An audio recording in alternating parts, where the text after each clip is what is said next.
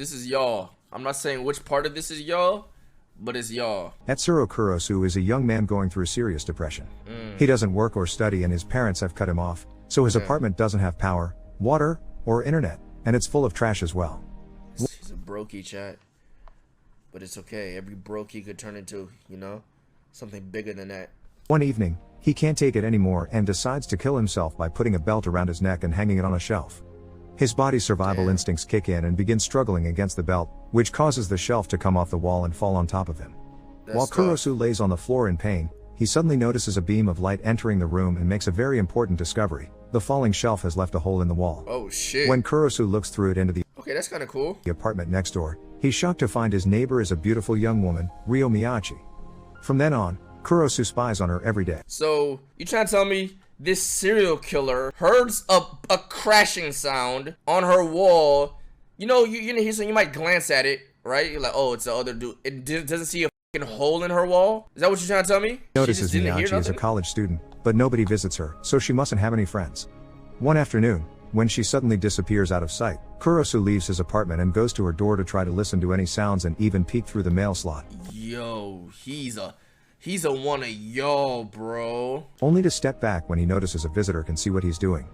This person, She looking look better than the serial killer bitch. Haruko Kawasaki, has come to check on her brother, who lives on the floor under Kurosu's. Or maybe not. After knocking a couple of times and getting no answer, she hangs the bag of food she's brought him on the doorknob and leaves. So Kurosu takes the chance to steal it and finally eats some real food after having been surviving on cheap snacks for a while.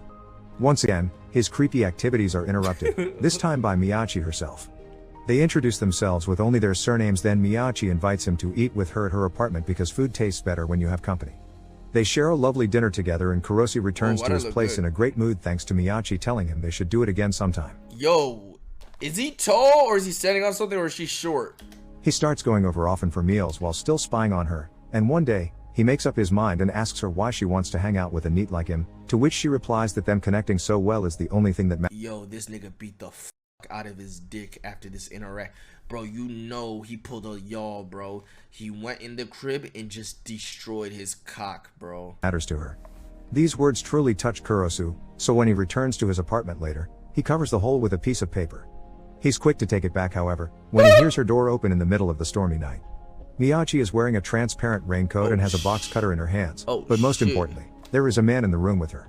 This man hugs Miyachi from behind and she immediately reacts by pulling a series of martial art. Bro, imagine like you're being a creepy weirdo and you're spying on your crush, and then one day a man comes in the room and just fucks the living daylights out of her, just blows her fucking shit in, bro. Yo, that's that nigga gonna go and try to do the thing he did in the beginning of the fucking movie, bro. He's like, yeah, that's it. Yeah, this is it. Yeah, I should have just did it, bro. Like moves that allow her to overpower the man and kills him, which makes her smile. A shocked Kurosu doesn't have much time to process what has happened, because the books on Miyachi's shelf fall and cover the peephole.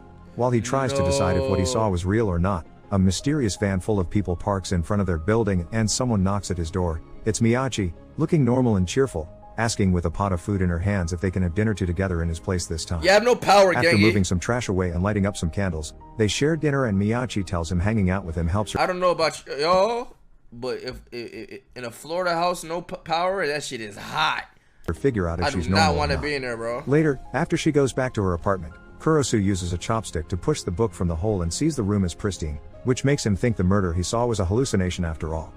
But at that moment, a mysterious voice tells Miyachi goodbye, so Kurosu rushes to his door to see who it is. Reina and Meiji, a serious-looking woman, is walking away from their apartments, only stopping to tell Kurosu she can see him, even calling him by his name. The following morning, Kurosu bumps into Miyachi, who tells him they can eat at his place again today. This inspires Kurosu to finally clean his apartment while trying to convince himself that what he saw wasn't real, yet he can't stop thinking about it. Later in the evening, while waiting for her to come over, he hears a noise next door and spies through the peephole to see it's happening again. Miyachi is killing a guy with a bee tattoo on his arm, smiling when she's done. Finally admitting this is real, Kurosu screams in fear, making Miyachi discover the hole and stick her cutter in it before she looks at him and yo, I don't. Do this really be happening to motherfucker? Like, I be seeing shit in movies that could be easily avoided. Like, why the fuck would you scream? Like, do you think there's idiots in the world that will actually scream in that situation knowing he'd get caught? Because, like, what the fuck? Dang, like, shut the fuck up. In return. I know it's even more crazy. scared now, Kurosu runs away from the apartment, and Miyachi chases him through town with her cutter in hand. When Kurosu takes the fire escape to reach the roof of a building, Miyachi corners him there and makes him confess that he's known she's a killer for a while. She finds this very interesting because even if he knew, he still kept eating together with her. Kurosu admits he's tried to kill himself in the past, but then he discovered the peephole and fell in love with her, which is much better than dying. He falls to his knees, ready for Miyachi to kill him, and she does grab him and puts her cutter on his neck, but she doesn't kill him yet. Once again, she considers his reaction very interesting. When she asks him how he feels right now, he says he wants to date her, which Miyachi accepts before licking the blood off a bruise on his lip he got while running away. AIDS. Yo, bro, I don't that would never be hot to me. Like, if I have an open wound on my lip or some shit, and shorty comes up to me, I got you, baby, on some sexy shit, I'm never looking at you the same, you fucking freak. Like, I'm just not. Like, that's sick. That's fucking disgusting, bro. That's not hot, bro. It's just not hot, bro. He wants to date her, which Miyachi accepts before licking the blood off a bruise on his lip he got while running away. She a vamp? Kurosu sees this as encouragement to kiss her, but when he tries, Miyachi tells him they can't kiss yet or she'll have to kill him. Oh. She does, however, ask him to keep spying on her. The next day, Kurosu sees Haruko has finally... Yo, I know that's your fantasy. You spying on a bitch, she finds out, and she's like, keep doing it. Keep watching me. Gotten to see her brother, bitch Kawasaki, who is currently playing with a cat. Afterward, he has lunch at his place with Miyachi, who is amazed at how much he can see through the hole.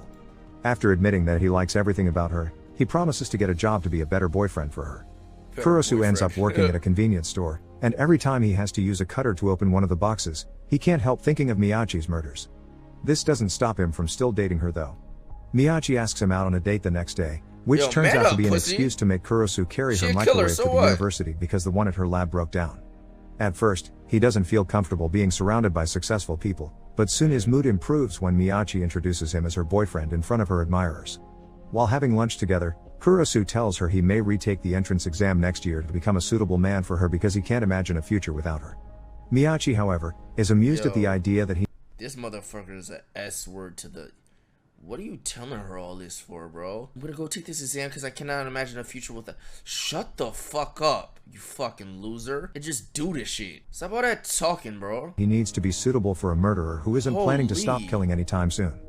After class, Miyachi asks Kurosu to go on a walk with her, only to shock him when she suddenly puts on her transparent raincoat before grabbing a woman in the middle of the street and killing her. What? From then on, Miyachi... Okay, I ain't gonna lie. Yeah, okay.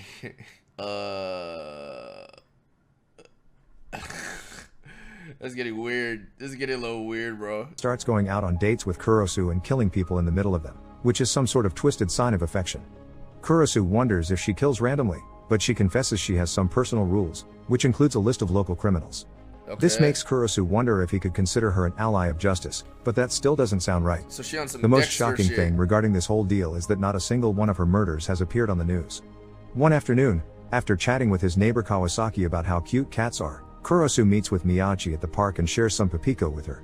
Papiko is an ice block made of chocolate and coffee that comes in pairs precisely to be shared, so Miyachi is touched by the gesture. Kurosu has bought something specifically to share with her.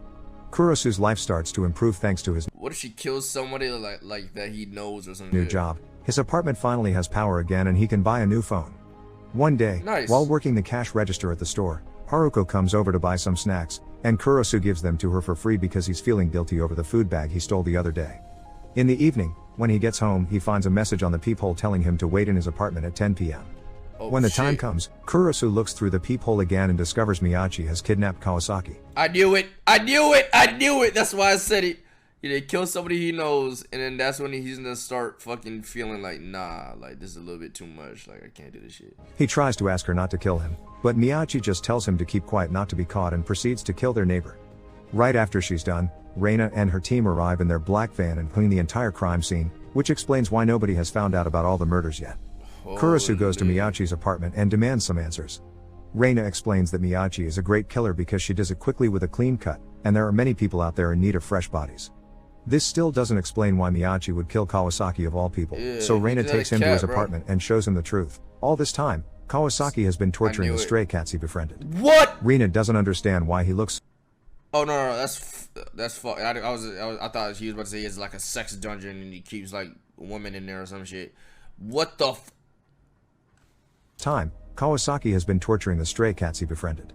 Rina doesn't understand. This reminds me of the Japanese girl who killed her boyfriend and was bloody smoking a cig before getting arrested next to his body. Fucking wild, bro. What? And why he looks so shocked, since she believes this is also his future because Miyachi doesn't know how else to interact with people. The following morning, Miyachi knocks on his door, but he ignores her, so she enters his apartment by jumping from her balcony to his. Kurosu tells her he isn't feeling well and stays in bed, so she gets in there with him to warm him up. When he explains murder is yo, I'm not gonna lie, you know what I'm saying? If I was in his situation, right, I can't find no pussy. I'm a loser. I'm on some, you know what I'm saying? On some, you know what I'm saying, tit. And I find a bitch who's pretty, but like she just so happens to be like killing people, you know. There'll be some rules. Like I don't want to see this shit really. Like I don't want to see the motherfucker get killed. And as long as they're bad people, like motherfuckers that torture fucking cats and shit, like let that be like doing fucked up shit. Go ahead, shorty. Go ahead, like just don't tie me up with that shit. I don't know nothing about that. Cause if you get caught, I am not getting down with you, bitch. You know what I'm saying? Wrong, and there should be certain lawfulness. Miyachi wonders who gets to choose who dies and who lives, and points out a country's laws change all the time. I'm here for the so boom, real boom, lawfulness boom, doesn't boom. exist. Kurosu finally admits he just didn't want to see it, so an upset Miyachi leaves the room while Kurosu thinks that despite everything, he still likes her. Sometime later, Kurosu bumps into Haruko, who wants to know if he's heard from her brother, because he hasn't called or visited in a while. Oh shit. While Kurosu tries to come up with some excuse, Haruko is startled by the sudden apparition of a jealous Miyachi, who wants to know who is this person talking to her boyfriend. When Haruko explains she's Kawasaki's sister, Miyachi invites her to wait for him at her apartment, but Kurosu freaks out and sends her away, promising to let her know if he hears from Kawasaki. She's gonna try to kill her. When he's having dinner with Miyachi, he can't stop worrying about Haruko coming back and finding out the truth. Miyachi tells him it's fine because Kawasaki has disappeared without a trace, and because of her personal rules, she promises not to kill Haruko. Some days later, Haruko texts Kurosu, asking him if they can meet to talk about her brother. While wondering if accepting or not, Kurosu is suddenly grabbed and dragged into a black van where Reina is waiting for him. She tells him to become a suitable man for Miyachi or she will take care of him, because as a person he's useless but he'd make a great dead body. A few hours later, Kurosu meets with Haruko for tea. She is in desperate need to know what happened to her brother, so she asks Kurosu to come with her to see the landlord because she's scared to go by herself. Kurosu doesn't want to accept, but he doesn't want to arouse suspicion, so together they ask the landlord to open Kawasaki's apartment. It turns out Kurosu doesn't have anything to worry about because Reina's team has cleaned it all and got rid of all the tools he used with the cats, leaving a perfectly normal room behind and even the copy of an online airplane ticket reservation to make it look like he is away on a trip. Now that she can stop worrying about her brother, Haruko they left the airplane. That team is on timing. Goes for a walk with Kurosu and thanks him for his help. When he tells her she can call him anytime she needs something though, she says she won't because it would piss Miyachi off. Kurosu admits that while they are dating, he doesn't know Miyachi that well, and she can be kinda twisted.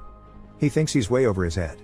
On his way back home, he sees a guy with the same B tattoo the other victim had putting an arm around Miyachi, yet she doesn't push him away. When they meet for dinner, he tells her he's seen her with that dude and demands an explanation, but Miyachi... Oh, you pressing that bitch. Yo, who the fuck was that nigga? Who the fuck was that nigga? Yeah, press that bitch. What's up? What's happening? Accuses him of doing the same with Haruko. Oh. Kurosu denies this and tells her he only hung out with Haruko to protect Miyachi, then proceeds to hug her, only to get threatened again when he tries to kiss her. Later that night, Haruko goes to the bar the B gang uses as their headquarters and informs them she is turning down their offer of working for them as their personal killer. They don't take this news very well, and the leader reminds her they know she was the one that killed one of their gang members and threatens to kill Kurosu if she doesn't change her mind. The next day, Miyachi waits for Kurosu to finish working and walks him home, since she's worried about his safety. When they arrive at their building, they find Haruko waiting for them and they invite her in for tea. It turns out she's received a postcard Kawasaki has sent from Thailand, another trick from Reina. Yo, Suddenly, they're on timing. She passes out and Miyachi shows up wearing her transparent raincoat. Oh my god! It was her that put something in Haruko's tea to make her sleep. She intends to kill Haruko, but Kurosu stops. What about the code? What about the code? Just been a few days, you already want to break your code? Stops her, telling her this is getting out of control. Miyachi reminds him that she makes her own rules and that she could kill him instead, but Kurosu tells her she wouldn't be able to. Miyachi disagrees but still leaves. A few hours later, when Haruko wakes up, she confesses she likes Kurosu and wonders if she isn't good enough for him, but the moment they share is suddenly interrupted. What the fuck? Hold on. Yo, I ain't gonna lie. This nigga went from 0 bitches, V word, to just like a pussy magnet. Interrupted by Reina and her team. They came to the apartment thinking they would have to pick up a dead Haruko, who is now leaving in a hurry. This is the first time Miyachi doesn't kill someone Reina is after, so she asks Kurosu not to confuse her because she will never connect with him anyway. Some days later, Miyachi meets with Reina and apologizes for wasting her time with Haruko. She also shares a Papiko with her. Reina tells her that who lives and who dies is up to Miyachi, but if she starts to waver, the corpses become unclean and she won't be able to collect them anymore. Okay. Meanwhile, Kurosu is meeting with Haruko again at a cafe, where she tells him her feeling for him are real. Kurosu can't accept this and explains to her he's only been trying to help her with her brother, nothing else. Haruko, however, expresses her confusion, since she remembers how Kurosu said Miyachi doesn't suit him at all. She thinks Miyachi is just— she trying to bag a killer's bitch. That's bold. You know she don't know. But yo, that's tough, bro. Just chill, bro. Dragging him around and won't change for him. So before leaving, yo, she try to get in his head. Yo, bitches is devious. Haruko tells him she'll wait for him at this cafe tomorrow as well. Yeah, so he should think about possibly— You know what's crazy? She's not gonna be there, bro. Giving her a chance until then. On his way home, a black van stops next to him and Kurosu thinks it is Reina, but it's actually the B gang. They kidnap I knew this was gonna happen. him and take him to their bar, where they ask him to convince Miyachi to kill for them. Kurosu refuses, so they threaten him with going to the police before cutting his cheek and letting him go. When he arrives at his place, Miyachi— Bro, see, in that situation is IQ. Like, I guess he got out of it. But in that situation, if you're about to die, you accept it and just cap. Like, you just don't do it. Like you like, I bet. And then they let you out. Okay, I'm out of here. Miyachi sees the injury and tries to go after the gang, but Kurosu stops her, explaining to her he'd rather die by their hands than see her kill again. Miyachi reminds him that she's a murderer and that will never change because she doesn't feel like herself if she doesn't kill. But Kurosu points out she didn't kill Haruko, so she could change if she wanted to. He tells her how much he likes her, but Miyachi doesn't think he understands her and can't accept her for who she is. She doesn't see a happy future for them, so she leaves in tears after asking him to cover the peephole. A few hours later, Kurosu is working at the convenience store when he's approached by Reina, who is purchasing some Papiko. She tells him Miyachi has asked— Was she sitting on this nigga? Convenience store when he's approached by Reina, who is purchasing some— This nigga's down bad. This nigga down terrible. Papiko. She tells him Miyachi has asked her for a big cleanup soon, but Kurosu still can't accept all the killing. Reina, however, points out they have quite a strong connection nobody can break. Later at night, Kurosu hears some noises coming from Miyachi's apartment, so he decides to check on her through the peephole. He sees her killing one more person, but this time, instead of smiling when she's done, she's crying. Please don't tell me. This makes him think she didn't kill someone she wanted to kill but a person the B gang asked for. At that moment, he has a big realization, so as he runs out of the apartment, he calls Haruko and tells her he won't be able to make it. Miyachi may not change and may not need him, but he now knows he needs her. Kurosu makes it to the B gang's bar and asks them to make Miyachi stop killing, but they ignore him, so he tries to attack them with a cutter of his own. What the fuck is wrong with you? He isn't an opponent for a whole group of gangsters, so they easily dodge his attacks before throwing him on the floor to beat him up. Fucking IQ. The leader even comes closer and grabs his hand with the cutter, and this is how Andrew Tate wants you to fight like a group of intending niggas. to cut his neck the same way Miyachi does, but suddenly the power goes off and a sleeping gas is released around them. Niggas. As all the gangsters fall to the floor, Kurosu sees Miyachi arrive wearing her transparent raincoat. She's surprised to find him there, and when she notices his injuries, she gets even angrier than she already was and grabs his cutter, which she uses together with hers to kill all the gangsters. The men try to defend themselves, but she expertly fights them off and easily murders them one by one. The leader is last and he does manage to make her drop the cutters, but she doesn't give up and with a smooth movement, she kills him with his own katana before adding another cut with her own cutter. Afterward, she helps a weak Kurosu to get on the couch and explains the person she had killed a few hours ago has also been a B gang member. The only reason why she didn't smile this time is that it hadn't been fun for some reason, but this doesn't mean she'll stop killing. Kurosu reminds her that he likes everything about her, and after Miyachi tells him she likes him too, the couple finally kisses. Yo, that's some you're in a room full of fucking bodies and blood and killing. It's like, oh fuck, you're so hot. Bye. Only for Miyachi to stab him on the stomach right after.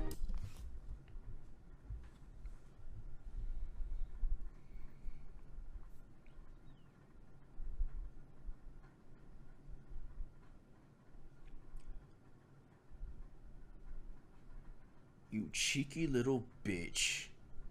What the fuck? You fucking whore. Tells him she likes him too. The couple finally kisses, only for Miyachi to stab him on the stomach right after. She smiles because she's always wanted to kill someone she liked and now she understands it doesn't feel the same at all, which makes Kurosu glad. As he falls to the floor, he hears Miyachi tell him she loves him, and he returns the words before passing out. Many days later, Reina finds Miyachi with a suitcase and Kurosu following her while on crutches. What the fuck? Okay.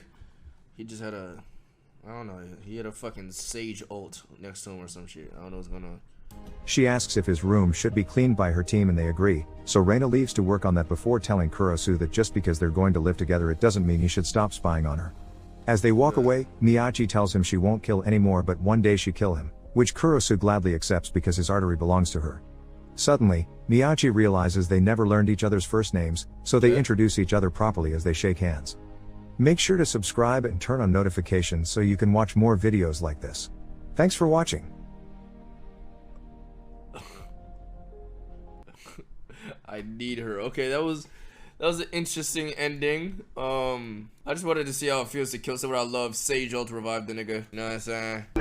Said I'm on 3+ right now, if I'm being honest. Hope my feelings shoot out like a rocket.